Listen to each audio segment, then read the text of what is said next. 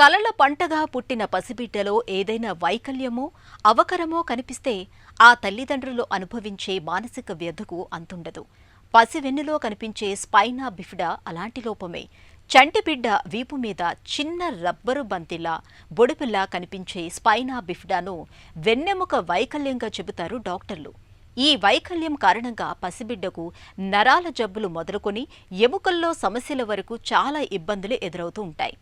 పసివెన్నులో విపత్తు spina bifida గురించిన పూర్తి వివరాల్ని ఇప్పుడు తెలుసుకుందాం.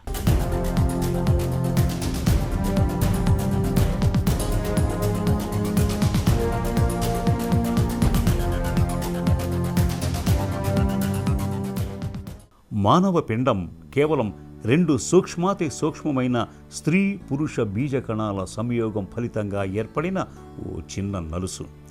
కాలంతో పోటాపోటీగా క్రమ విభజన చెందుతూ క్రమేపీ గుండెగా, మొండెంగా, వెన్నుగా, కన్నుగా, కిడ్నీలుగా, మెదడుగా, ఊపిరితిత్తులుగా మొత్తం మీద పండంటి శిశువుగా ఎదుగుతూ నవమాసాల కాలంలో పండంటి బిడ్డగా రూపుదిద్దుకుంటుంది. ప్రకృతి సాగించే ఈ అమోఘ విన్యాసం పైకి అత్యంత సహజంగా కనిపిస్తుంది, కానీ నిజానికి ఇదంతా జన్యువుల సారథ్యంలో ఒక పరంపరగా సాగిపోతుండే ఒక సంక్లిష్టమైన జీవరసాయనిక బృహత్ కార్యం. ఈ మొత్తం ప్రక్రియలో ఎక్కడ ఏ చిన్న లోపం తలెత్తినా అది అంతిమంగా పసిబిడ్డకు లోపంగా, అవకరంగా పరిణమిస్తుంది. ఇలా పుట్టుకతో బిడ్డలో కనిపించే అవకరాలు అనేకం ఉంటాయి. గ్రహణం మొర్రి, డౌన్స్ సిండ్రోమ్, కిడ్నీల్లో నీరు చేరటం, మెదడులో నీరు చేరటం, ఇలా చాలా అవకరాలే కనిపిస్తాయి. అలాంటి అవకరాల్లో ఒకటి స్పైనా బైఫిడా, అంటే బిడ్డ వెన్నులో చీలిక. స్పైనా బైఫిడా అనేది జన్మతః పిల్లలకు వచ్చే స్పైన్ యొక్క అబ్నార్మాలిటీ. అంటే స్పైన్ ఫార్మేషన్లో పిల్లలు కడుపులో ఉన్నప్పుడే ఈ ప్రాబ్లమ్స్ అన్నిటి స్టార్ట్ అవుతాయి. నరాలు అనేటి ఫామ్ అవుతూ దాని చుట్టూ వచ్చే మజిల్స్, కండరాలు, బోన్స్ ఎట్లయితే వస్తాయో దాన్ని బట్టి ఆ టైంలో ఏదైనా ప్రాబ్లం ఉంటే అప్పుడు ఆ ఫార్మేషన్ అనేది సరిగ్గా జరగదు.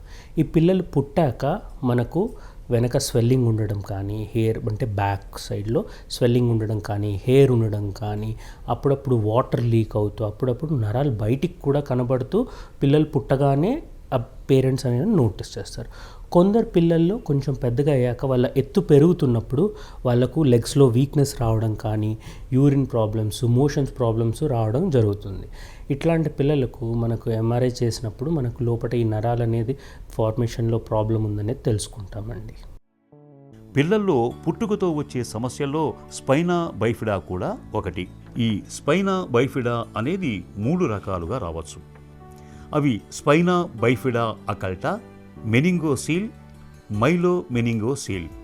వెన్ను ఎముకల్లో చిన్న చిన్న ఖాళీలు ఉండటం, వెన్నులోని పొరలు వీపు భాగంలోంచి బయటకు చొచ్చుకురవటం, అలాగే వీపు భాగంలో వెన్నులోని ట్యూబ్ రంధ్రం సరిగా మూసుకోకపోవటం లాంటి లక్షణాలన్నీ స్పైనా బైఫిడాలో కనిపిస్తాయి.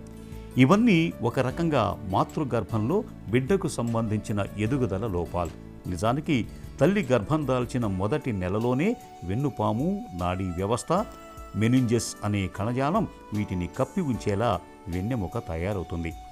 ఏ కారణం చేతైనా ఈ ప్రక్రియ అసంపూర్తిగా ఉండిపోతే అది బిడ్డ వీపుపైకి బొడిపెలా పొడుచుకు వచ్చినట్టు కనిపిస్తుంది. పుట్టుకతో బిడ్డల్లో సాధారణంగా కనిపించే ఈ లోపం బిడ్డ భవిష్యత్తునే అగమ్య గోచరంగా మార్చేస్తుంది. స్పైనా బైఫిడా గల కారణాలు మోస్ట్లీ మనం న్యూట్రిషనల్ అంటే పోషకాహారాలు తక్కువ ఉండడం వల్ల, లేకపోతే మేనరికంలో పెళ్ళి జరిగినప్పుడు ఎక్కువగా చూస్తుంటామండి.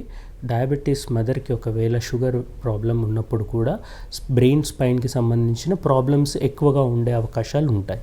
స్పైనా బైఫిడా ప్రాబ్లమ్స్ వచ్చేసి పిల్లలకు యూరిన్ ప్రాబ్లం, మోషన్ ప్రాబ్లం అంటే కంట్రోల్ లేకపోవడమైనా, లేకపోతే పోయలేకపోయినా, రిపీటెడ్ మళ్ళీ ఇన్ఫెక్షన్స్ రావడం, లేకపోతే కాళ్ళల్లో వీక్నెస్ వస్తుందండి. నడిచేటప్పుడు బ్యాలెన్స్ సరిగ్గా ఉండకపోవడం, పాదాలు సరిగ్గా వేయకపోవడం, ఇలాంటి కండిషన్స్ వచ్చినప్పుడు మనము చూసుకోవాల్సింది ఏంటంటే అప్పుడప్పుడు కొందరు పిల్లలకి వెనక స్కిన్ మీద మనకేం ప్రాబ్లం లేకుండా కూడా లోపల నరాలు అనేటివి అతుక్కుపోయి ఉంటాయి. ఆ కండిషన్లో కూడా మనం ఎంఆర్ఐ చేసినప్పుడు నరాల్లో ఫార్మేషన్లో ప్రాబ్లం ఉందని తెలిసినప్పుడు దానికి ట్రీట్మెంట్ చేసుకోవాల్సి వస్తుందండి. ఈ పిల్లలకు ఎస్పెషల్లీ ఎప్పుడైతే మనకు లోవర్ బ్యాక్లో ఈ ప్రాబ్లం ఉన్నప్పుడైతే మనకు కాళ్ళకు యూరిన్కి మోషన్కి అనే ప్రాబ్లమ్సే ఎక్కువ ఉంటాయి. మోస్ట్ కామన్గా మనకు వచ్చి కూడా లోవర్ బ్యాక్లోనే ప్రాబ్లమ్స్ ఎక్కువగా చూస్తుంటాము. అప్పుడప్పుడు చాలా తక్కువ శాతం ఛాతీకి వెనక లేకపోతే మెదడుకు కింద భాగంలో కూడా దీనికి సంబంధించిన ప్రాబ్లమ్స్ ఉంటాయి.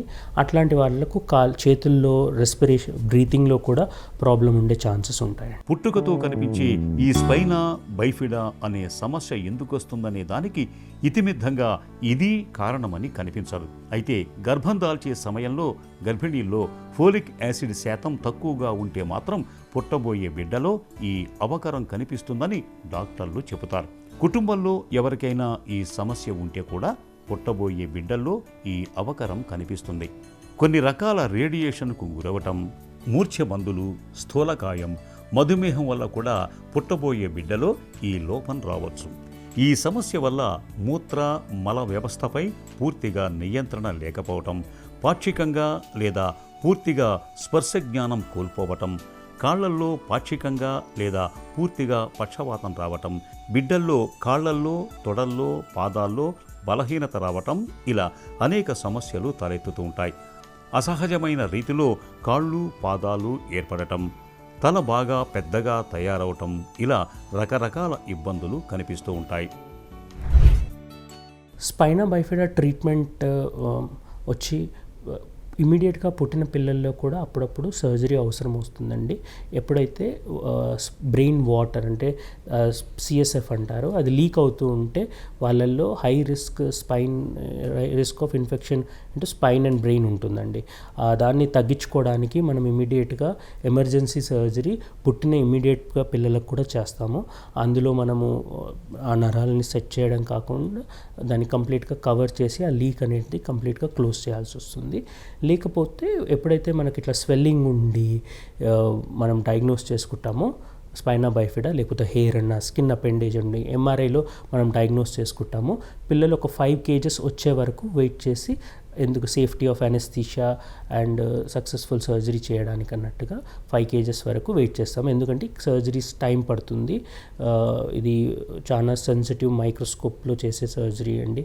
దీంట్లో మనం సర్జరీ చేసేటప్పుడు కూడా ప్రతి ఒక్క నరాన్ని టచ్ చేసేటప్పుడు అది పనిచేస్తుందా లేదా అనేది న్యూరో మానిటరింగ్ ద్వారా తెలుసుకొని సేఫ్టీగా చేయాల్సి వస్తుంది. స్పైనా బైఫిడా నివారణలో మొట్టమొదటిది మదర్ యొక్క హెల్త్.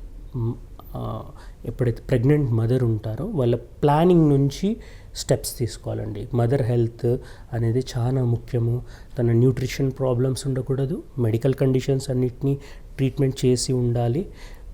కన్సాంగ్వినిటీ దగ్గరలో పెళ్లి చేసుకోవడం అనేది సేమ్ ఫ్యామిలీలోది ఎంకరేజ్ చేయొద్దండి. దానివల్ల స్పైనా బైఫిడా అనే కాకుండా రకరకాల జెనెటిక్ కండిషన్స్ పిల్లలకు వచ్చే అవకాశాలు ఉంటాయి. దాన్ని ఎంకరేజ్ చేయకూడదు. అండ్ థర్డ్ థింగ్ ఏంటంటే మనకు ప్రెగ్నెన్సీలో ఉన్నప్పుడు ప్లాన్ చేసుకునేటప్పుడు ప్రీ కన్సెప్షనల్లో మనకు ఫోలిక్ యాసిడ్ సప్లిమెంటేషన్ అనేది స్టార్ట్ చేయాలి.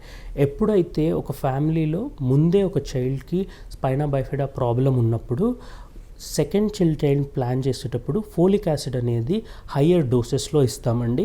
అది కూడా 3 months ముందు ప్రెగ్నెన్సీకి ప్లాన్ చేసే ముందు నుంచి స్టార్ట్ చేస్తే మనకు వచ్చే అవకాశాలు తగ్గొచ్చు. గర్భిణీ దశలో అల్ట్రాసౌండు ఇంకా జన్యు పరీక్షలు చేయించుకోవటం వల్ల పుట్టబోయే బిడ్డలో స్పైనా బైఫిడా సమస్య వచ్చే ప్రమాదాన్ని ముందే పసిగట్టవచ్చు.